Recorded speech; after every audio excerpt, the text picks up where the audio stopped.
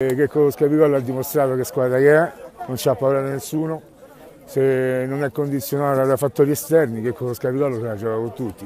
Purtroppo qui abbiamo capito che questa Lega è condizionata molto dai episodi esterni, perché non è possibile fare ogni partita queste sceneggiate. Noi non siamo abituati, i 5 titoli che abbiamo vinto li abbiamo vinti tutti sul campo.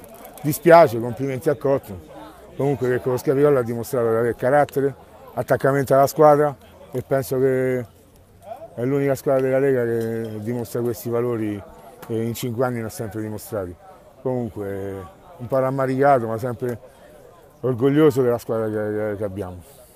D'andata? La partita d'andata è stata condizionata da due episodi brutti all'inizio, disputi, gomitate, quindi i ragazzi hanno giocato un po' con la paura.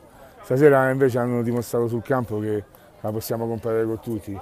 Abbiamo fatto una gran partita e il portiere nostro fino al secondo tempo non ha mai fatto una parata. Santarelli ha fatto 2 o 3 parate davvero fuori classe, quindi complimenti a Cotton, perché in fondo il portiere fa parte della squadra, quindi complimenti a loro.